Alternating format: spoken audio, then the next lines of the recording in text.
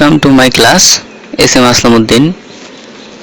আপনাদেরকে স্বাগতম জানাচ্ছি আমার ক্লাসে। আজকে আমরা আলোচনা করব 9 বেসিক স্ট্রাকচার। কথা না বাড়িয়ে চলুন দেখা যাক। সিম্পল সেন্টেন্স অথবা প্রিন্সিপাল ক্লজ অথবা মেন ক্লজ। সিম্পল সেন্টেন্সকে আমরা কখনো কখনো প্রিন্সিপাল ক্লজ বলি, আবার কখনো কখনো মেন ক্লজও বলে থাকি। অর্থাৎ সিম্পল সেন্টেন্স যদি ভালো করে চিনতে পারি তাহলে কমপ্লেক্স কম্পাউন্ড এই সেন্টেন্সগুলো আমরা বানাতে পারবো। So if you know that how to make the simple sentence, you can make it complex and compound sentence, and you can easily transform the simple complex compound, or you can change also the degree etc. or for speaking, writing etc. everywhere you need these types of sentences. Now we will discuss. দেখুন এক নম্বর দেয়া আছে he slept। এখানে কি আমরা দেখতে পাচ্ছি যে subject plus intransitive verb. Intransitive verb সম্পর্কে আমার চ্যানেলে দেয়া আছে, আপনারা সেখানে দেখে নিতে পারেন। হি স্লিপড, প্রথমে হি সাবজেক্ট, তারপরে স্লিপটা হচ্ছে ইন্ট্রানজিটিভ ভার্ব আর ও অবজেক্ট। তাহলে এইটা পরে কি হতে পারে প্রিপজিশনাল ফ্রেজ অথবা অ্যাডভার্বিয়াল ফ্রেজ। এই অংশটুকু দেয়া নেই, জাস্ট জিস্ট যেটা সেটাই দেওয়া আছে এখানে, অর্থাৎ বেসিক যে জিনিসটা যেটা আপনি জানলে একটা সেন্টেন্স তৈরি করতে পারবেন। ওকে, নেক্সট সেন্টেন্স দেওয়া আছে হি ইজ টল, অর্থাৎ subject plus linking verb. Linking ভার্বটা কি? হ্যাঁ, এটাও আমার চ্যানেলে দেওয়া আছে, আপনি সেখান থেকে দেখে নিতে পারেন। লিঙ্কিং ভার্বটা অর্থাৎ সাবজেক্ট এবং অবজেক্ট একই ব্যক্তি বা বস্তু হতে হবে। যদি হয় তাহলে মাঝখানে যে ভার্বটা থাকে সেটা লিঙ্কিং ভার্ব হয়, অর্থাৎ সেই ভার্বটা একটা লিঙ্ক নির্দেশ করবে। যেমন টলটাকে হি, এই জন্য এখানে হি এবং টল এই দুইটা একই ব্যক্তি বা বস্তুকে বোঝাচ্ছে, অর্থাৎ একই ব্যক্তিকে বোঝাচ্ছে। যেমন ইট ইজ ব্লু, এটা হয় নীল। তাহলে এটা দিয়ে আমি একটা প্রাণী বোঝাতে পারি, একটা বস্তু বোঝাতে পারি, এরকম ভাবে হতে পারে। আচ্ছা, নেক্সট ওয়ান কি দেওয়া আছে? Object complement adjective. অর্থাৎ আমরা এখানে দেখতে পাচ্ছি এই অংশটা অবজেক্ট কমপ্লিমেন্ট। তাহলে এখানে অবজেক্ট কেন হলো অবজেক্ট কমপ্লিমেন্টটা? এই জন্য হলো যে এই অবজেক্টটা দেওয়া আছে অবজেক্ট কমপ্লিমেন্টের অবস্থানে আছে, অর্থাৎ সাবজেক্ট, তারপরে আমরা দেখতে পাচ্ছি ভার্ব, তারপরে এখানে দেখতে পাচ্ছি যে অবজেক্টটা দেওয়া আছে অ্যাডজেক্টিভ। এই জন্য এই অবজেক্টটাকে বলা হচ্ছে অবজেক্ট কমপ্লিমেন্ট অ্যাডজেক্টিভ। অর্থাৎ হি ইজ টল 2 নম্বর সেন্টেন্সে খেয়াল করলে আমরা দেখতে পাচ্ছি হি ইজ টল এই সেন্টেন্সে অবজেক্ট কমপ্লিমেন্ট অ্যাডজেক্টিভ। অর্থাৎ এইরকমভাবে অনেকগুলো অ্যাডজেক্টিভ দিয়ে অনেকগুলো সাবজেক্ট চেঞ্জ করে যে কোনো টেন্সে, আমরা কিন্তু টেন্সের বিষয় নিয়ে আলোচনা করছি না, just we discuss about the basic need of the sentence. Which part is the basic? Subject, verb, and what types of verb? Linking verb and object complement. What types of object complement? Adjective. So this is the adjective, and we can say that this is the structure of the two. Next one, he is a student. তাহলে এখানে কি দেওয়া আছে? He is a student. Number 3 তে দেওয়া আছে subject plus linking verb এবং object complement noun. অর্থাৎ যদি এই অবজেক্টটা নাউন হয়ে যায় তাহলে এটার নাম হবে অবজেক্ট কমপ্লিমেন্ট নাউন।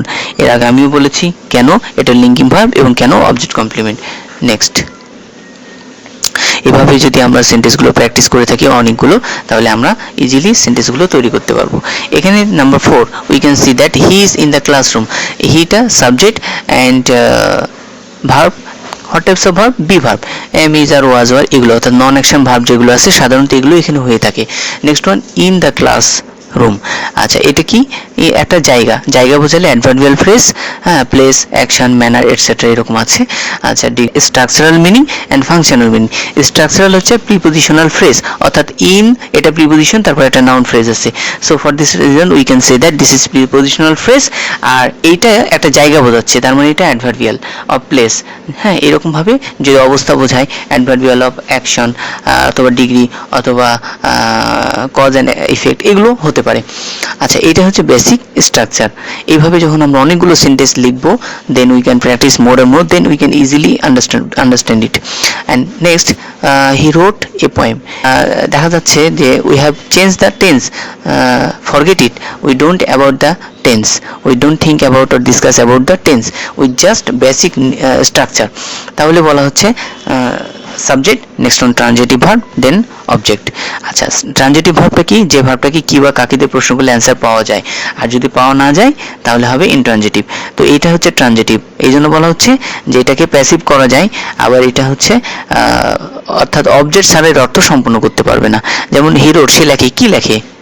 প্রশ্ন করলে আমরা উত্তর পাই কি? এ পোয়েম, তবেই সেন্টেন্সটা কমপ্লিট হচ্ছে, এই জন্য এটাকে বলা হচ্ছে হ্যাঁ transitive verb. But there are some types of verbs which verb is transitive and intransitive.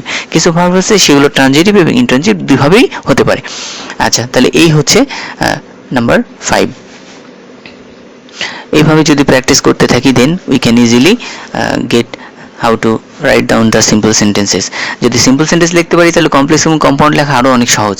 আচ্ছা, he liked his tea hot, এখানে হিটা subject, next one VT transitive verb and next object হচ্ছে হিজ টি, কিন্তু অবজেক্টের পরে লেখা আছে object complement adjective. তাহলে অবজেক্ট কমপ্লিমেন্ট অ্যাডজেক্টিভ এই অংশটা কি? এটা হচ্ছে এই যে হট, এই হটটা হচ্ছে কার হট, অর্থাৎ টি, চাটার গুণ বোঝাচ্ছে, এই জন্য এটা বলা হচ্ছে এই অবজেক্টের এই একটা অংশ, সেটা হচ্ছে অ্যাডজেক্টিভ, তাই বলা হচ্ছে এই অবজেক্ট কমপ্লিমেন্ট অ্যাডজেক্টিভ। তাহলে কমপ্লিমেন্টটা কি? অর্থাৎ সাবজেক্ট আর ওই অবজেক্ট, অর্থাৎ এই অবজেক্ট আর এই অবজেক্টের যে অংশ আর একটা আছে হট অ্যাডজেক্টিভ, এটা একই ব্যক্তি বা বস্তুকে বোঝাচ্ছে, এই জন্য এখানে এই অংশটাকে কমপ্লিমেন্ট বলা হয়। অর্থাৎ সাবজেক্ট এবং অবজেক্ট যদি একই ব্যক্তি বা বস্তুকে বোঝায় তাহলে ওই অবজেক্টকে আমরা বলে থাকি কমপ্লিমেন্ট।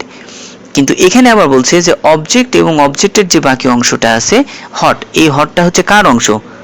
হিয়ের অংশ, লাইকের অংশ, লাইকডের অংশ, না হিস্টি এর অংশ? এটাকে বোঝাচ্ছে হিস্টি এর অংশ, এই জন্য এই অংশটাকে বলা হচ্ছে যে object complement adjective. Next one number 7, they selected me captain, এখানে সাবজেক্ট, নেক্সট সিলেক্টেড এটা হচ্ছে ট্রানজিটিভ ভার্ব যেটাকে আমরা বলছি ভিটি, অ্যান্ড অবজেক্ট মি। এখানে আর একটা দেওয়া আছে ক্যাপ্টেন, ক্যাপ্টেনটা কি দে না ক্যাপ্টেনটা আসলে মি? এখানে হচ্ছে মি এর কি ক্যাপ্টেন, অর্থাৎ মি আর ক্যাপ্টেন একই ব্যক্তি, এই জন্য এই অবজেক্টটা নাউন, সেই জন্য এটাকে বলা হচ্ছে অবজেক্ট কমপ্লিমেন্ট নাউন। আশা করি এটা অনেক সহজ লাগছে আপনাদের কাছে। If you like this channel you will subscribe and it will be helpful for me to make more and more videos for you.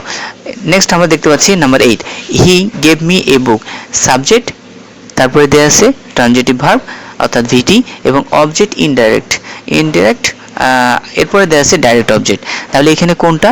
হিটা দেয়া আছে সাবজেক্ট, ভিটি ট্রানজিটিভ ভার্ব। আচ্ছা, এক্স পরে দেওয়া আছে অবজেক্ট, হ্যাঁ মি, এই অবজেক্ট ইনডাইরেক্ট কেন?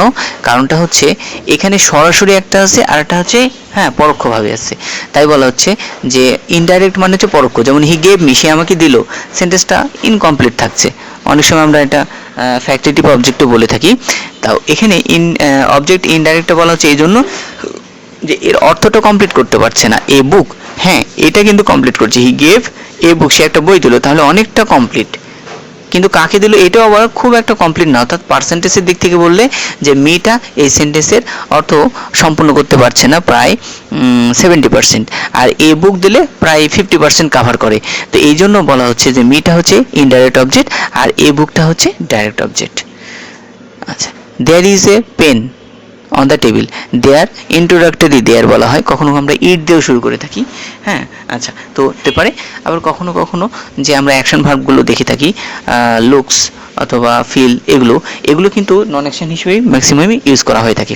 আচ্ছা, এই সেন্টেন্সের সাবজেক্ট কোনটা? আচ্ছা, এ পেন, এইটাই কিন্তু সাবজেক্ট। কেন? কারণ দেয়ার ইজ এ পেন, একটা কলম আছে, অন দ্য টেবিল, টেবিলের উপরে, মূল জিনিস কথা হচ্ছে এ পেন, এইটাই বেশিরভাগ মানে এমফেসাইজ করা হচ্ছে, এই জন্য বলা হচ্ছে যে এটা হচ্ছে সাবজেক্ট। এরপরে দেয়া আছে অন দ্য টেবিল, কার উপরে? টেবিলের উপরে, তাহলে এটা স্ট্রাকচারাল মিনিংটা হচ্ছে প্রিপোজিশনাল ফ্রেজ, কারণ প্রিপোজিশন নিয়েছে অন, তারপরে একটা দেয়া আছে নাউন ফ্রেজ। আর যদি আমরা বলি যে এটা হচ্ছে এক ফাংশনটা কি? ফাংশনটা হচ্ছে অ্যাডভার্বিয়াল, এই জন্য ফাংশন এবং হচ্ছে স্ট্রাকচার এই দুইটা সবসময় মাথায় রাখতে হবে। ফাংশন মানে হচ্ছে তার কার্যক্রম, কি অর্থে এটা ব্যবহার করা হয়েছে, আর স্ট্রাকচার মানে গঠনগত দিক, এটা আমরা হচ্ছে প্রিপোজিশনাল ফ্রেজ। আর in this way you can practice more and more, then you can learn thing and easily you can solve others problem. তো আশা করি আপনাদের খুব ভালো লেগেছে এটা, হ্যাঁ। এবং আমি একটা সেন্টেন্স বলছি, এই সেন্টেন্সটা কি হবে এটা আপনার জন্য একটা হোমওয়ার্ক, তাহলে আমাকে জানান he seems to be happy, এই সেন্টেন্সটা কয় নাম্বারের স্ট্রাকচার হবে? 1 2 3 4 5 6 7 8 9, তাহলে আমাকে অ্যান্সার করে জানান, এবং যদি জানান তাহলে আমি খুব খুশি হব।